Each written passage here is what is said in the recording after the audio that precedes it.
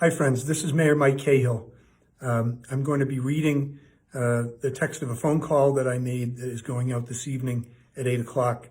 I'm sending the call out a bit later than typical because I'm not sure parents want their young children listening in on this call. Positive COVID-19 cases are on the rise, both throughout our state and country and here in Beverly. Please keep our Beverly neighbors who have already succumbed to this virus and their families in your thoughts and prayers. If you've tested positive for the virus and you're trying to recover at home or in the hospital, I'm keeping you in my prayers and I wish you a complete and speedy recovery. For those of you self-quarantining due to contact with someone who has tested positive, I wish you continued good health, or if you become positive, a complete recovery. Friends, I need to share some basics with you now. As of today, we have 48 Beverly residents who have tested positive for COVID-19.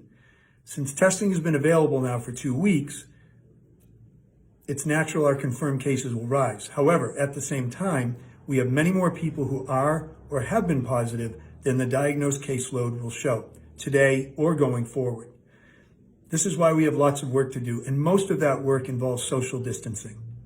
Please remember, even though most people who contract the virus never get symptomatic and others experience mild to moderate symptoms, the greatest threat we face as a community is that the smaller percentage of people who will get seriously ill could overwhelm our healthcare system. There are simply not enough ventilators, not in Massachusetts, not across the country, and not here on the North Shore. We have to slow the spread of this virus so that more ventilators can be built and shipped to our hospitals, so more personal protective equipment for our healthcare workers and first responders can be manufactured and delivered. Our job is to buy ourselves more time. If we don't, if more seriously ill patients arrive at our hospital than there are ICU beds and ventilators for, and if more arrive than we have healthy doctors and nurses available to care for them, then even more Beverly residents are going to die. We have to make sacrifices now to save ourselves, our family members, and our neighbors, to save our courageous police, firefighters, paramedics, doctors, nurses, caregivers, and everyone else who make our healthcare system and our social safety net work. We should only be leaving our homes right now for a very few purposes: to get the food we need, to get medications, to go to work only if you're working in a truly essential job, and to get outdoors safely for your physical and mental health.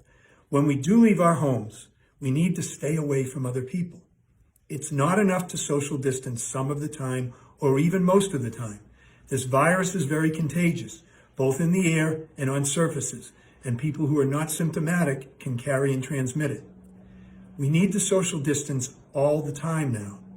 This is how we will slow the spread of this virus and buy the time needed to save lives. So, stay at least 6 feet away from anyone who's not immediate family. Going walking with one of your close friends and chatting while 2 feet apart on the sidewalk is not social distancing, and it's not safe. Playing pickup games or any group sport or activity is not social distancing.